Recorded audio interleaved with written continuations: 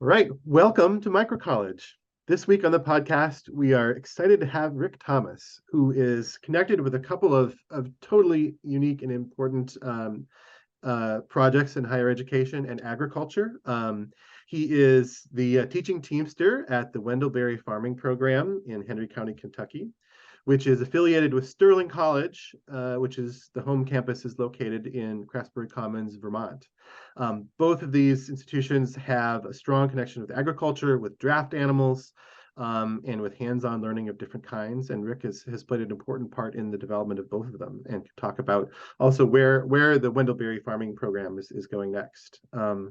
Just a word about Wendell Berry. It's really exciting for me to talk to someone there at the Wendell Berry Farming Program, and just anywhere in that Henry County, Kentucky country. Wendell Berry is one of our national treasures, I would say, one of our foremost philosophers and writers and moral conscience in many issues, environmental and agricultural. So a longtime inspiration and hero of mine, and I think that what I know of what you've been doing there at the Wendell Berry Farming Program in the past and going forward is really exciting. So thank you so much for joining us on the podcast.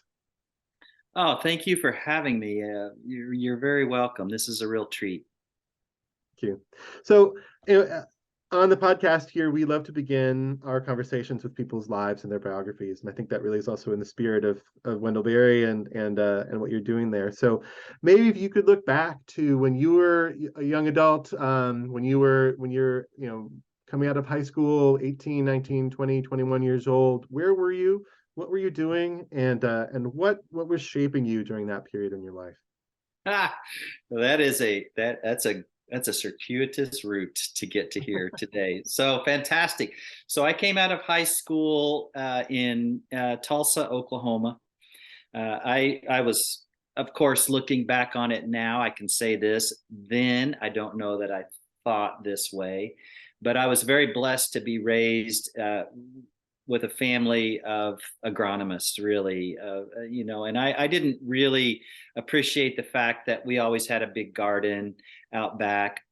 When I was little, we lived on a small farm. I had a horse. I was involved in rodeoing, all of that kind of stuff. My grandparents, and I spent an enormous amount of time with my grandparents, were, true people of the Depression. And in Oklahoma, that really means something, right? I mean, they really knew how to stretch a penny. Let's put it that way. So they had a enormous garden. I never once remember sitting down to eat a peanut butter and jelly sandwich for lunch without having to shuck peas or clean corn or clean fit. You always had something else that you needed to do. And that kind of inspiration really, it was deep inside me. But again, 18, 19 years old, I couldn't wait to get out of there. So I got into rock climbing, and I headed west to California and spent a lot of time cruising around the Sierra, both cross-country skiing, mountaineering, kind of in the early days of when telemarking was just starting to get, popular. Leather boots, 3-pin bindings, the early days.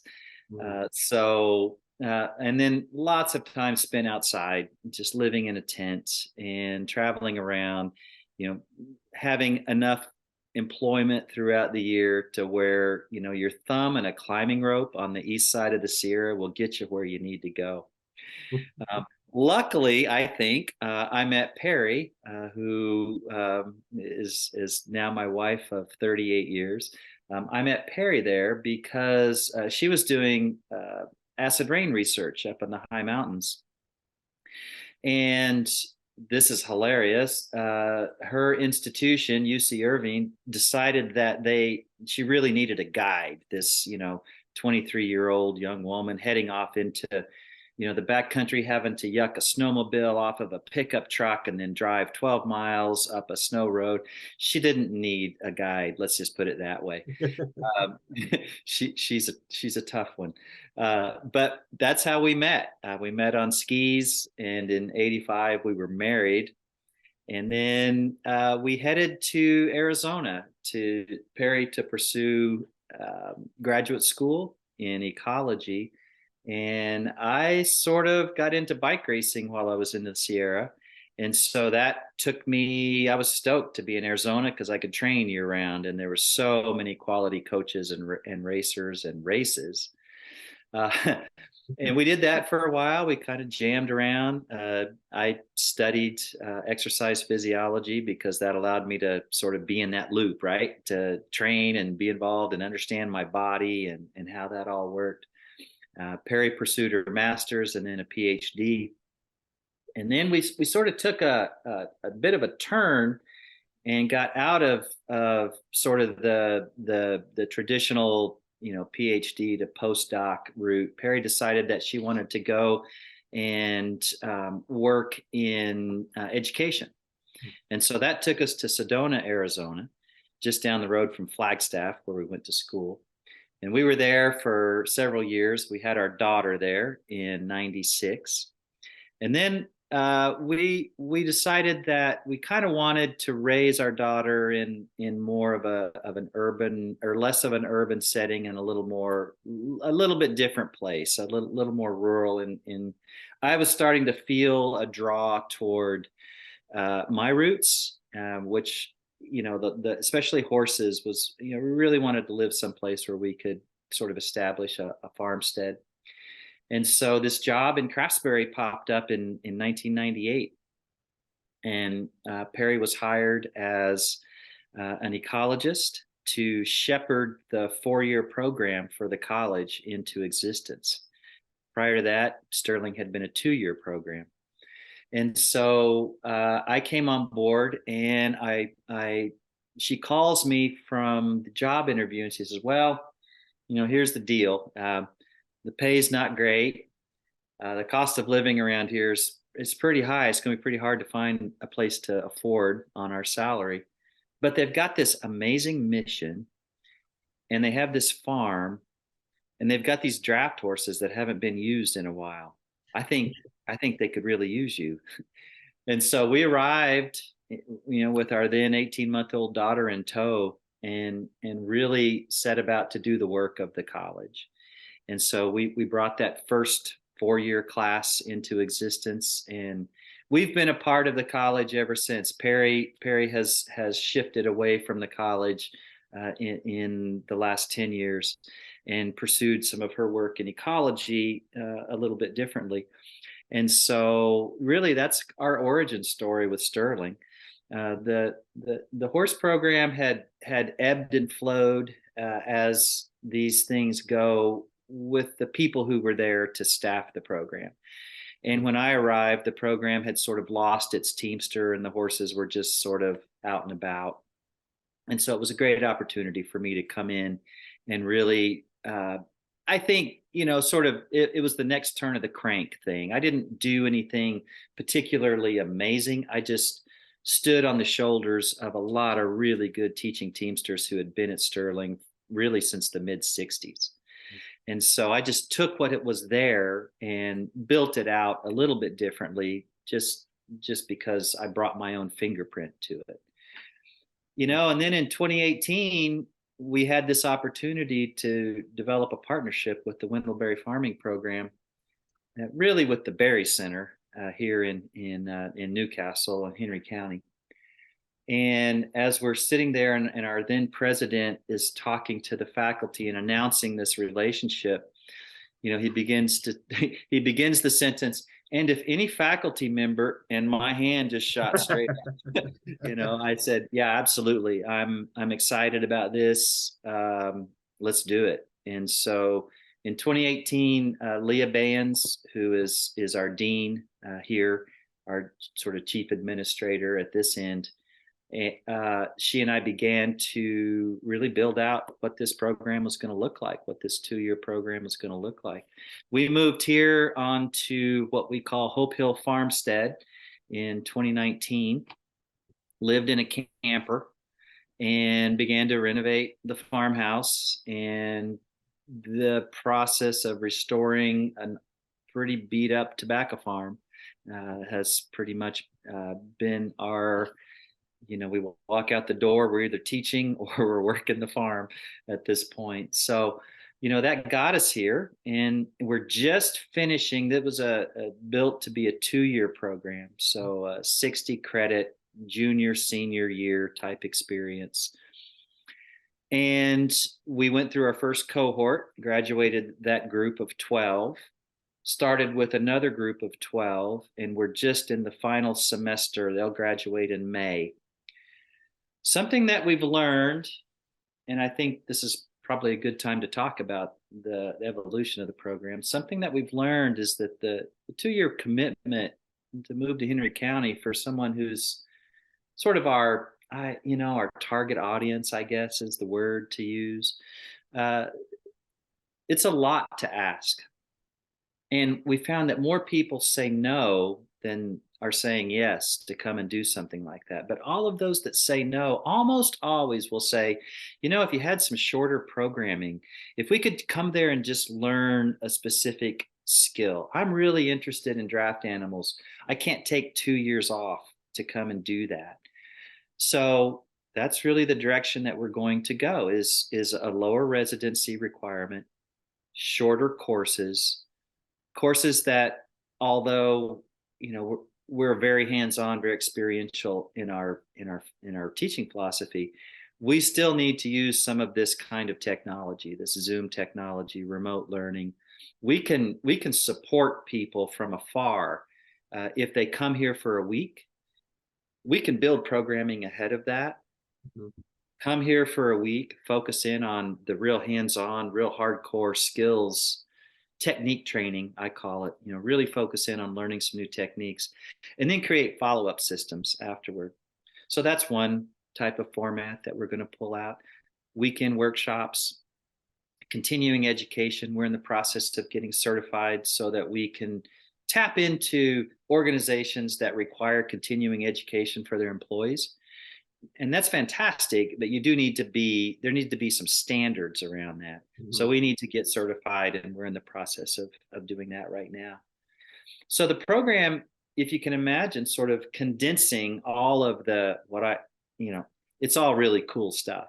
But if condensing everything down to a skills-based instructional model that can happen in shorter time blocks and address more, we think address more people, more people's needs, I think, can be met in this format.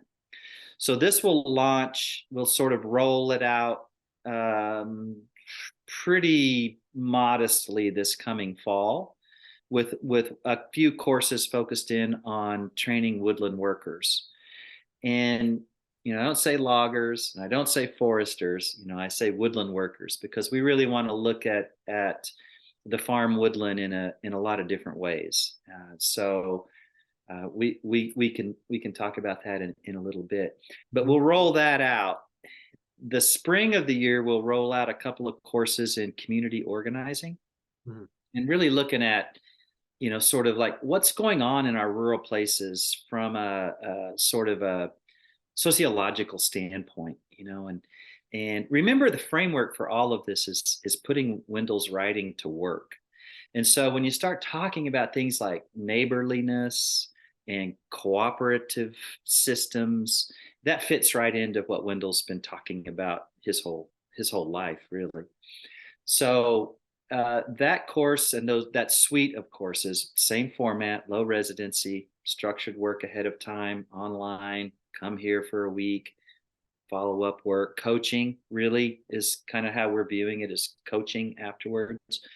And then we get into the summer months, and there we're going to sort of we have a little time before that, but we want to sort of figure out, how some of these blended agricultural systems that we're we're really excited about, how to really teach those in these small formats. So, certainly our livestock systems, certainly our agroforestry systems, our grass management systems, our perennial systems. How do we put those together that's meaningful in this sort of low residency format? So that would be kind of our round of the country year, to use David Klein's book as an example. And that's really one of our models. We really like that idea of, teaching in the moment, for the moment, and addressing what's required of the moment. So, teaching things at the right time of year.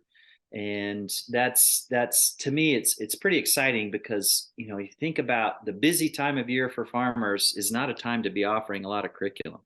Right. And so our off months, our winter time, maybe our summer slump is a good time to get together in mid-July. Certainly November, December, January is a really good time to bring people here and do some focused work. So, that's the overarching view. And the infrastructure that we're putting together at the farm is really being built out to address that. Yeah. Well, that's an overarching view within an overarching view. That's thank you for that. I didn't want to interrupt because you were telling everything. So I'm going to want to go back a couple of steps to ask about some of those things, because there's so much interesting stuff packed into it, your story there. I think, for our audience, for the podcast, it comes from around the world, many different backgrounds and different connections to this idea of microcollege. And so I wanted to just get people who are listening to this into the mindset of thinking about draft animals, right? Because you've given your title as a teaching teamster, and gosh, there's not many people, I think, who can have the pleasure of using that title. And so it's a pleasure to talk to one of the people who is a teaching teamster. Can you talk about what people listening to this might think, wow, this is archaic. This is, why is draft animal farming or logging, why is that something that people might be interested in learning about? What does it bring to the modern world? Yeah, it's a super common question that I get, and often I don't know that I've ever answered it twice the same way. So, from the get-go, the first thing is, anybody who is showing an interest in this has clearly come to some sort of reckoning with both the psychological and the environmental and sort of the physical impact of burning fossil fuels on their farm. They've kind of come to that reckoning, and must be in some sort of a dilemma, right, psychologically, and to where they're saying, I don't know that I want to use a tractor on my farm anymore. I don't really know how to work on this thing. Every time it breaks down, which is like every day, I don't know how to fix it. And so I've got to call the tractor repair person to come to the farm. It's like $500 every time they show up. Right, there's this general reckoning going on. And I think what happens is people start asking themselves, well, I really want to do this. I really want to work my farm. I really want to have this relationship with my land. I don't know what to do, but this notion of having draft animals here is kind of interesting. And I wonder how I would get into that. I wonder, what that would look like. Like, of course, I see draft animals all over every, publication that I pick up at some point along the way. There's going to be some story, something, right, of a draft horse, typically with a farmer behind it. Maybe we associate that with our plain communities, our Amish communities, right? We have that sort of general knowledge if we're in agriculture. But I don't think that is really where it comes from. I think it's this notion that developing a partnership with an animal is deep, really, really deep. And I don't know. I've seen it. I've watched it happen. I've seen people have this absolutely transformative experience when they come and spend some time, doesn't take long usually, working with my teams. It's a connection. And it's not the same feeling you get when you sit on a vehicle. It just isn't. And whatever that is, if you could tell me, that'd be great, because that's how I would answer this. But whatever that feeling is inside of people, whatever is being triggered, I, it it is powerful.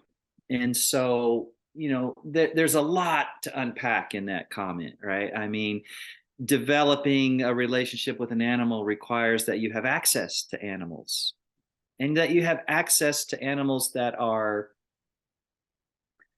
reasonable, right? I mean, there's some real outlaws out there that just, you start to work with an outlaw and you're fighting this horse or mule, and you're not getting your farm work done. Well, that's not going to work, right? So there's this real need for good animals. There's this real need for animals that can handle a new teamster. Well, that's where I come in. That's what I've sort of built my career on, is not only, training teams, but also training teamsters. And so, yeah, it is a little bit archaic, certainly.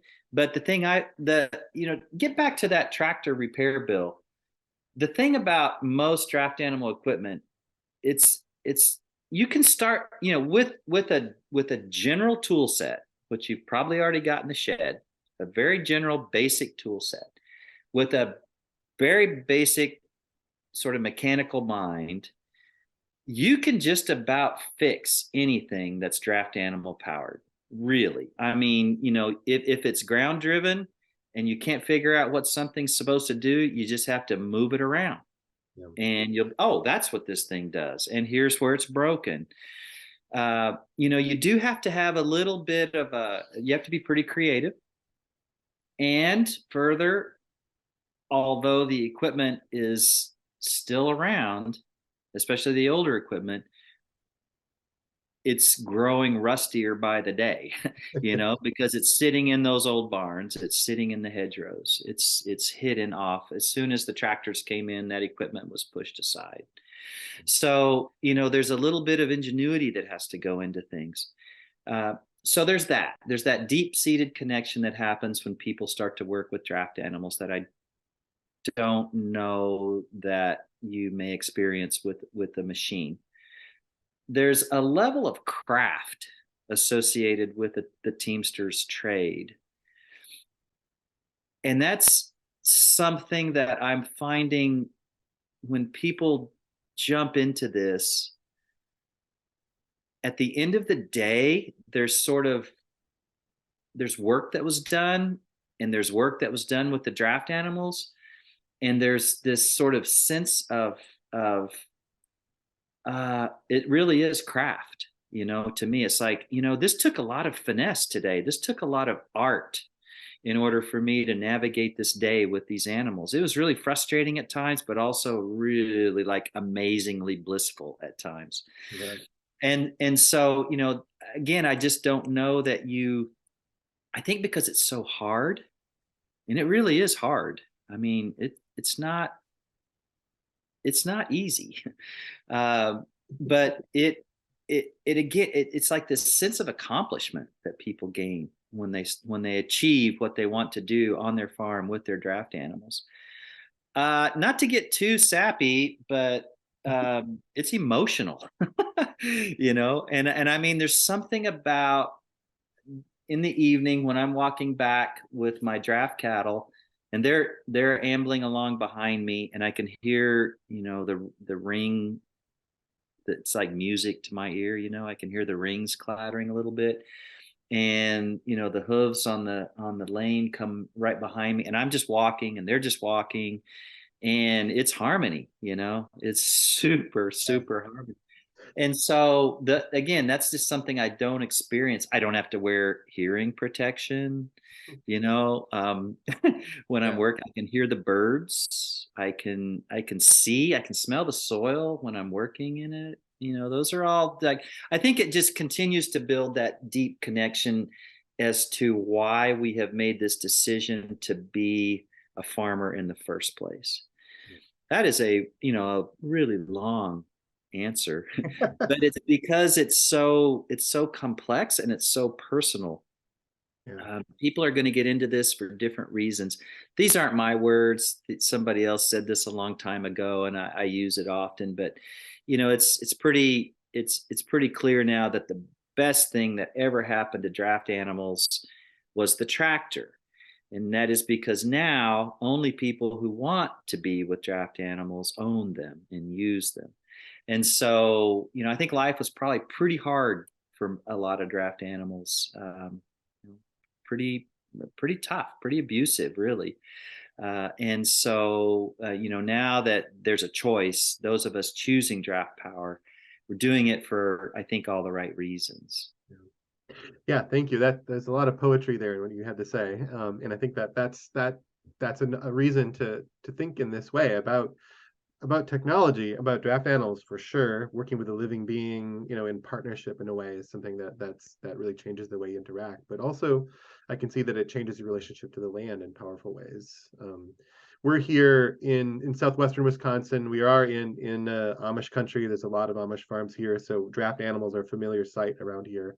Okay. We're also right near the home base of where the what has become the Organic Valley co-op started, and so a number of the key farmers there who started that were non-Amish horse farmers, basically, who were farming, and I think you can see a different attitude towards agriculture that grows out of that. And certainly, whenever I have new students here from urban areas or wherever they are in the world here, that the depopulation of much of rural America, that's connected with technology, with mechanization, is something that people need to, I think, experience viscerally. And that affects, not just the people, and not just the animals, but it really affects all aspects of the economic, cultural, and environmental system in a way that Wendell Berry is the great articulator of, but you can see it vividly in big chunks of the Midwest and elsewhere, where increasingly, for me, the picture of this is, I have a little 10-acre parcel of land where we work with the Thoreau students, and my family has lived for going on 18 years now, and we have neighbors who are, we have part of the land is being farmed by Amish people. And whenever something's happening there, it's the whole family and a bunch of horses, and it's several days, and you can see that there are people there and animals. The other portions of land nearby are farmed conventionally, corn and soybean row crops, and frequently the only time anything is happening on those is in the middle of the night. Yeah.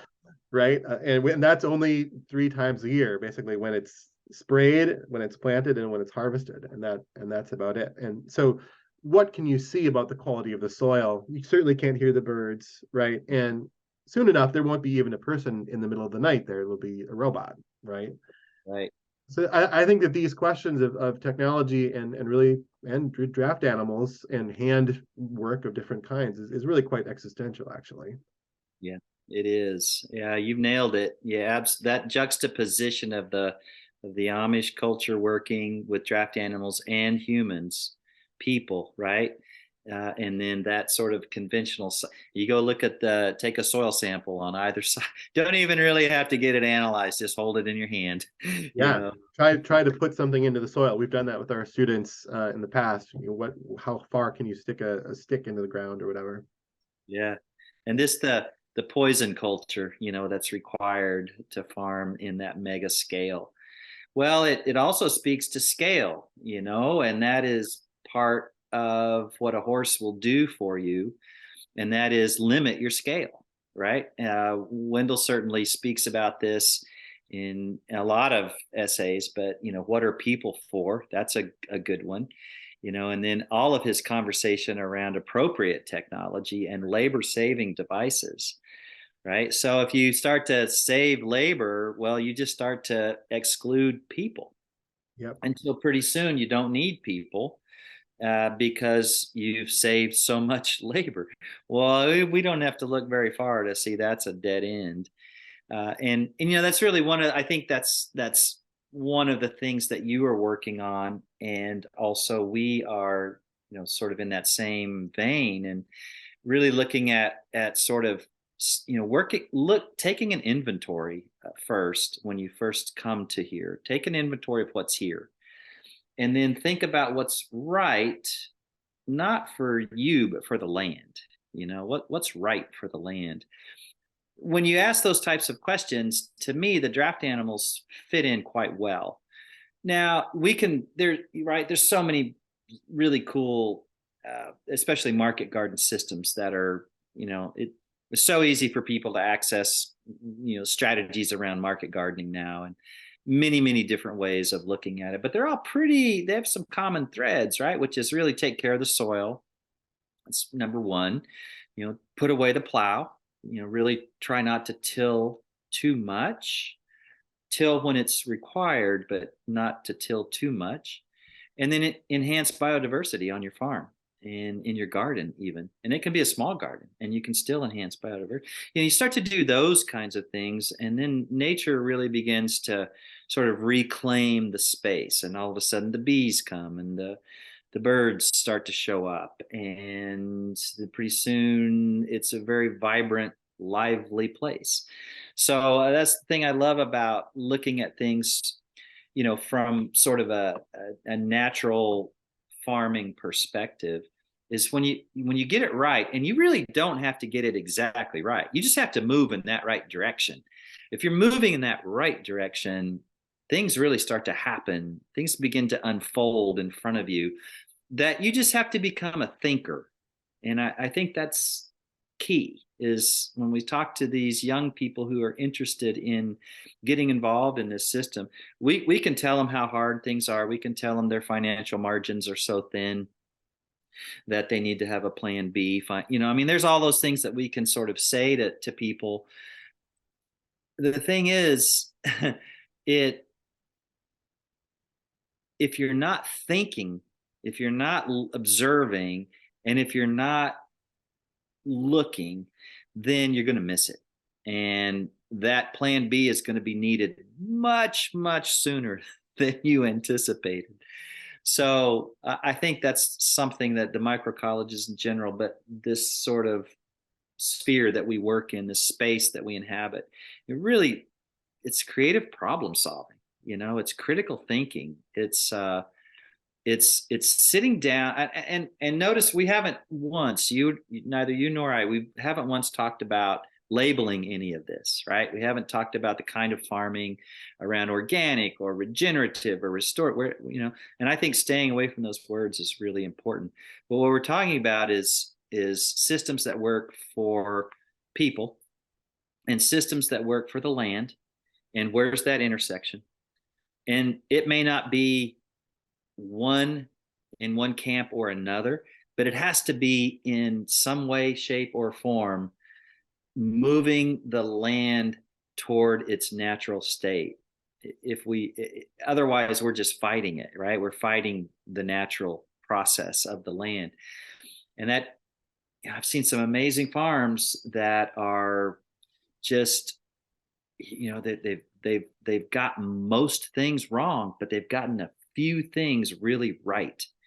And nature has sort of encapsulated them, and is like got this, it's just sort of putting her arms around them and saying, okay, I see you. I see what's happening. This is cool. We're gonna get there. And I think that's the thing about, every good farmer I know in November, December sits down and just asks some simple questions. What did we do that was right? And then what did we do that was really not right? What are we going to change? How are we going to move? What can we look to as our metrics, right? And if nature is the metric, well, that answer is pretty easy, So yeah, Or life. Yeah. Mm-hmm. Mm-hmm.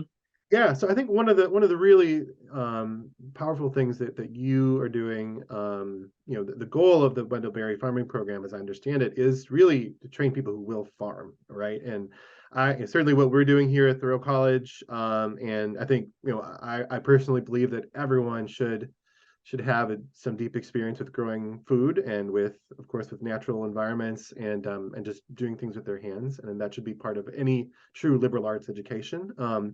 But I think that the project of preparing and nurturing and training people who will really make their lives as farmers is a special challenge. It's a special calling. And I'm wondering if you can share a little bit about who you thinking about as who you're the audience of students and participants that you're seeking to serve, and what you learned about that over the last 3 or 4 years, and you mentioned these changes that are being worked into the program. Who are the people that you see coming into these programs? Right. So certainly we're wondering if generational farmers who are sort of at that. Well, let's rewind just a second for a little bit of context. So somewhere around early 2000, the Henry County was a strong tobacco growing county. There's a wonderful soil here. It's just amazing soil for growing many things, but it was amazing soil for growing tobacco. So every farm here had a base of tobacco, and it was some guaranteed income. Mm-hmm.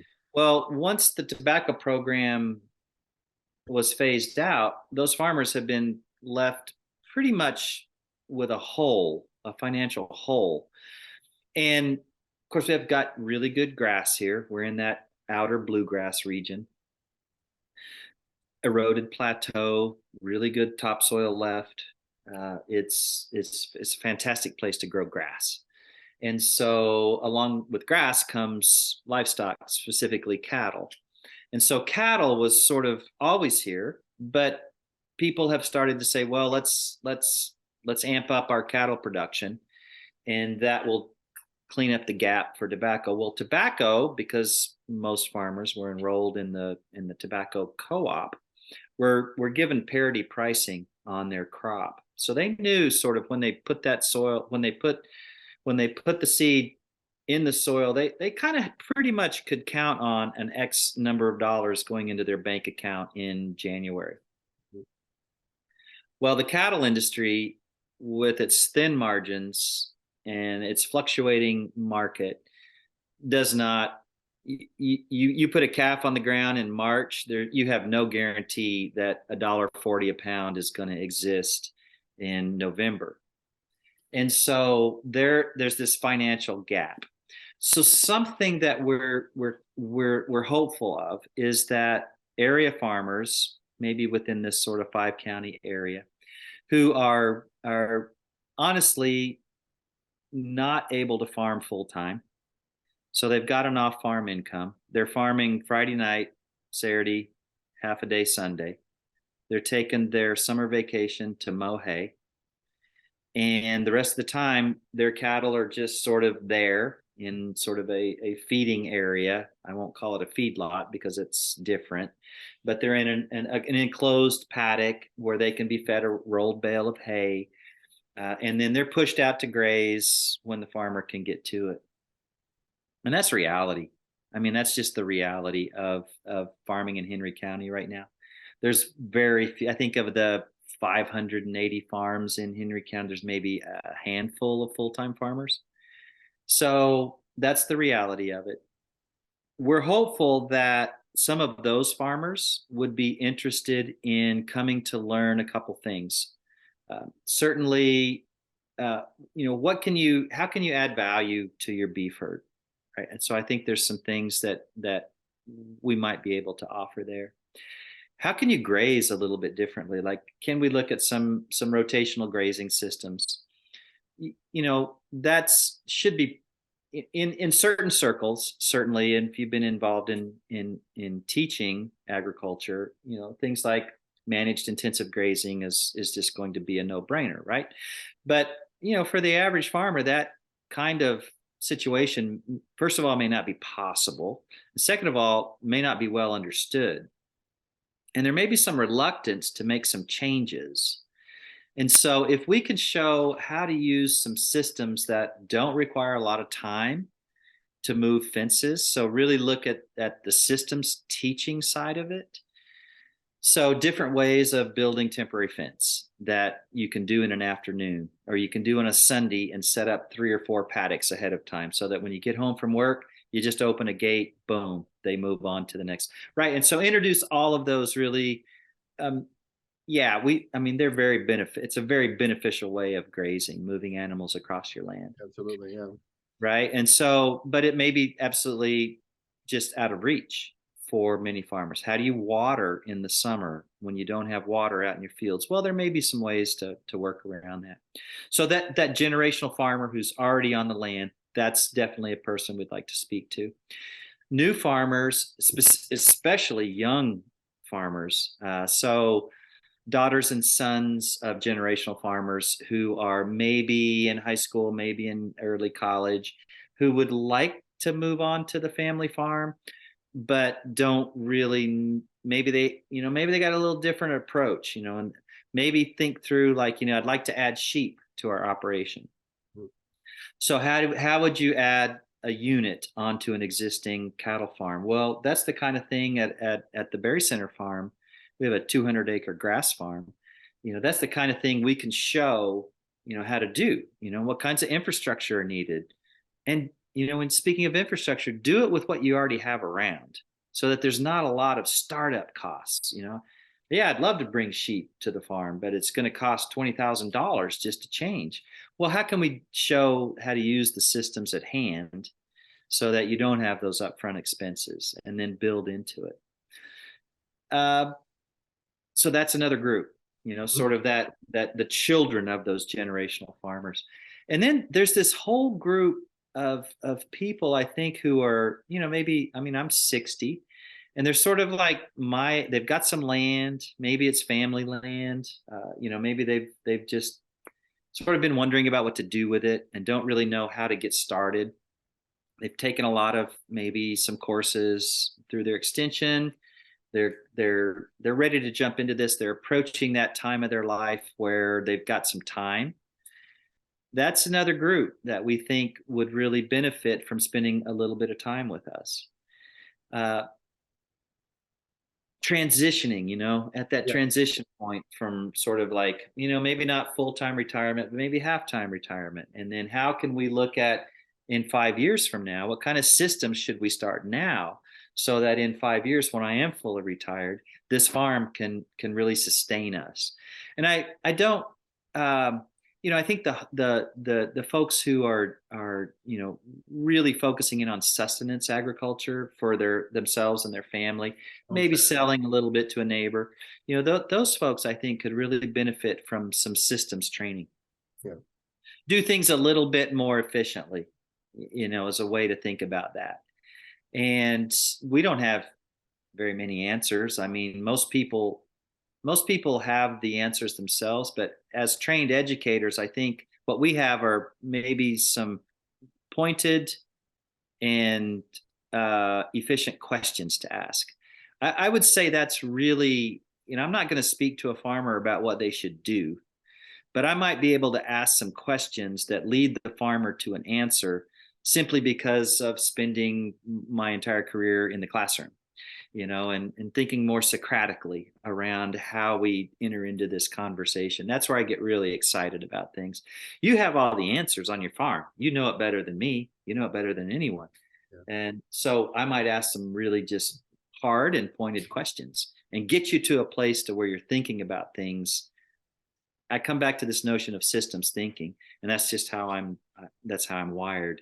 But to really come back to like, how can we improve systems so that they become more efficient? And what does efficiency mean to you? I don't do things very efficiently with draft animals for sure, but I've developed systems that make it as efficient as it can be. Mm-hmm. So those are kind of, I think, the three main generational farmers, children of generational farmers, and then folks who are transitioning into some other part of their life where they maybe own some land or are about to buy some land and are ready to sort of like dive in, and like, where do you get started? Yeah, I love that, the notion of using the Socratic method to teach practical things like farming. I think that really speaks to also the micro scale, that you have to be very, very up close and personal to do that kind of teaching, which is, one of the most ancient and powerful ways. Yes, you're right on. I mean, it's coaching really, and that's kind of how I'm envisioning. I'm not I'm 25 now years in the Sterling College classroom, and now I'm transitioning to this sort of continuing ed model where I'm not going to have students in front of me every day. I'm not that comfortable yet with that. Yeah. However, I'm getting more excited about it because of the notion of being able to, sort of coach people, and not be that sort of, not that I ever feel like I was, but that sort of sage on the stage mentality to more of a guide on the side. I really like that role of being a guide on the side and watching people on their journey and guiding them through, maybe some sticky points and unclear futures, to let them know they're not alone. That there's a lot of people, there's a network out there of people who are in the same situation. We just have to tap into that. Yeah. Yeah, I imagine. So those three groups you've outlined, I'm guessing those are all three of them different from the students you were working with at Sterling. Yeah, absolutely. Yeah, I think the Sterling student, they're at that point where, not that Sterling is any close to typical, and not that a Sterling student is anything like whatever a typical college student is like now. Yeah. You come to a work college, which Sterling is a work college. You come to a work college with a little bit different headspace. You kind of know you're going to be working hard. You live in a small community with a little different approach. I mean, a 89 member student body, that's a different than 8,900 or many thousands. That's just a very, living in community is what's drawing those people to the place, and then the work itself, both in the classroom and definitely outside the classroom, which is why most of them are arriving, is they want to work outside, learn outside, and be with passionate educators who are also working outside and thriving being outside. So yeah, it's a really different. I think continuing education in general draws a different group of people. But I still hope there's some similarities. I always say about a Sterling student, they're the kind of folks you would invite to supper, and they're going to stay and do the dishes. Yeah. Yeah, I think there's a lot of things that I'm inspired by, and yes, feel some kindred spirit with what Sterling has modeled, including the integration of agriculture, the size, the sense of community as I sense it, and also the expeditionary component is something that we do here as well. And yeah, absolutely. People who haven't heard about it should check it out. It seems like a really beautiful place. It is, and it is held true to its core for a long time and through a lot of changes. And while we look different now than we did 10 years ago, then 10 years ago we look different than 20 years ago, right? So, but there's a core there that is so present and so accessible. Is something that you don't have to come there with any sort of expeditionary skills, and yet you will leave there being able to navigate. You could go to the Boundary Waters and spend 45 days living out of a canoe and a pack basket. And yet you could also go to New York City and, be invited to a, black gown event and be perfectly comfortable there too. It's a training adaptable people. That's what I've always sort of felt like, is we're training people. I've always thought that they're sort of kindred spirits to coyotes and oak trees.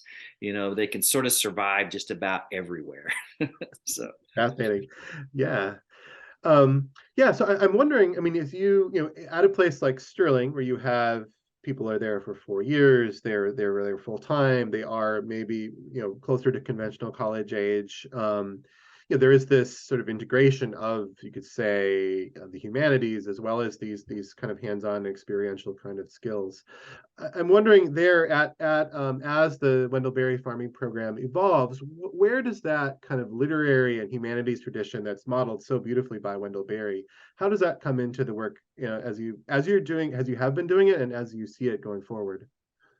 I've always said that the humanities tie together our curriculum. And while I'm teaching more on the applied science side of things, Leah, who's my teaching partner here, Leah has the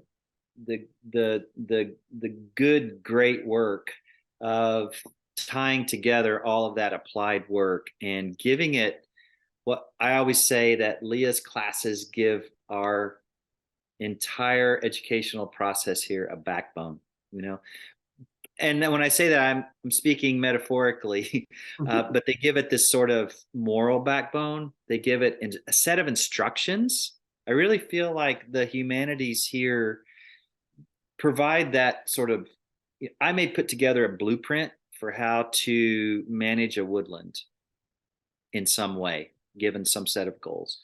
Leah's going to put together the culture behind the how, right? She's the why behind the how.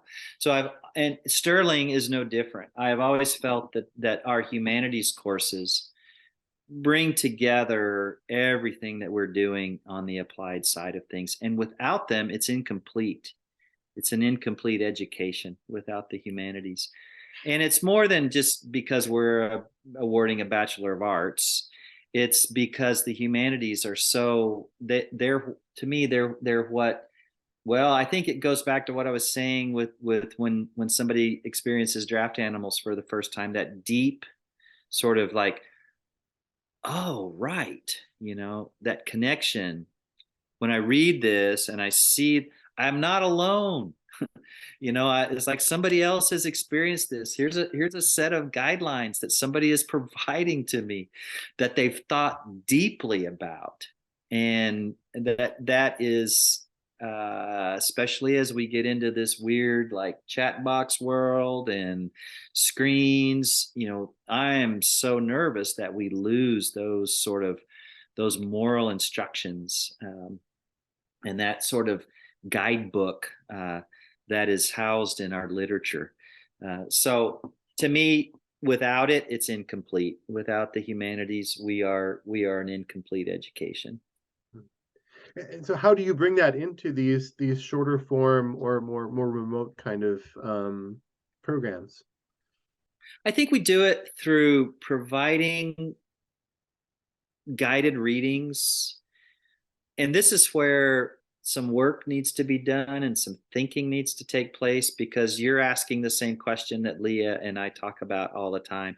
How do we, if we're not physically sitting at Lane's Landing, Wendell's farm, if we're not physically sitting there dipping our toes in the Kentucky River and reading about anything that Wendell has written, and how do we bring that to life?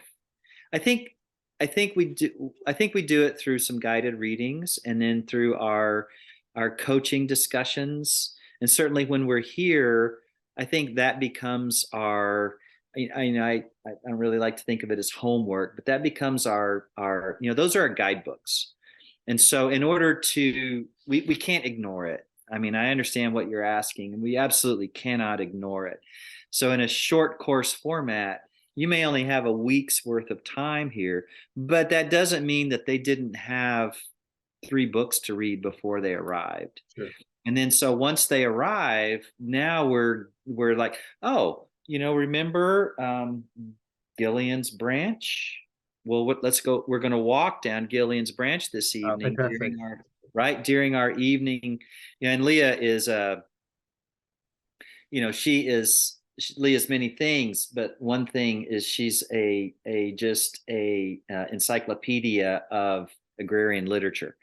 And so, she will draw from not just Wendell, but those writers who have inspired Wendell and those writers who have been inspired by Wendell. And so, she draws from this breadth of amazing sort of she sparks people's imagination by the kinds of readings and discussions that she leads. And so I think that's a huge part of how we do it. I hope we can do it as well as I think we can. It's going to rely on our people to do the work, so there's going to be a little bit of that sort of reckoning that needs to take place. But right now, if there is a casualty of this format, that's going to be it. Is you don't have that sort of deep time to spend with students. But I think your learning objectives and your, sort of the essential questions that you bring to the table and your outcomes, they have to be tailored to this shorter format. And so, but again, we've got some non-negotiables, and that is we're going to do some reading, we're going to do some discussion, and we're going to do it around the edges of the day, while we're having a meal or, during a break, right? We're going to bring those kinds of conversations, and it's going to be extremely immersive while you're here. I see it being extremely exhausting. To tell you the truth, but that's great. It's that kind of thing when you hit Saturday and you send everybody home. The connections are just like you're just kind of in that like sky high moment. Yeah, beautiful. I think I'm really rooting for you to stick with that aspect because I think it's essential. And I think with your connection to Wendell Berry and those specific places, right? Those places are not any places. They're place is not abstract, right? I think that's one of the things you can get from Wendell Berry, and you can learn by walking behind a horse or an ox as well. His places are unique from place to place. But I think that for us here, I mean. I don't know how familiar you are with biodynamic agriculture. That's something that we're studying here and part of our influence. But in biodynamics, the thought of Rudolf Steiner, agriculture is cultural, right? It's not primarily part of the economy. It's not about money primarily. It is a cultural institution, and you can see that when, like the Amish across the road from my house, right? Community is built around the labor, around the land, around the animals, around the food, and I think that it is properly part of the humanities. Really, agriculture is. I think it sure is. You've nailed it, really. And I think biodynamics provides, again, another type of framework to view the relationship that people have with the land. I think at a pretty deep level. I really applaud. I've had the pleasure of having several biodynamic trained gardeners mostly come to Sterling and guide our gardening program there.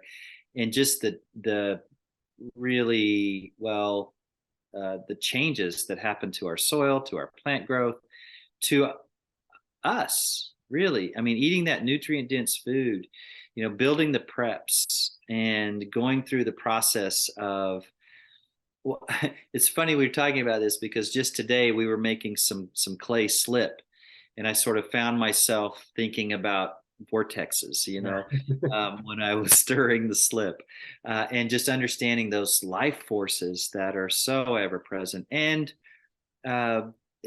greatly ignored. And so I think it's a special place when one's perspective of working on the land is viewed through the lens of biodynamics. Yeah, right. Well, Rick, it's been a pleasure to talk to you today. I really admire your work and the work there that you're doing. It's so important. Thank you for taking the time to talk to us. You're so welcome. Thank you so much.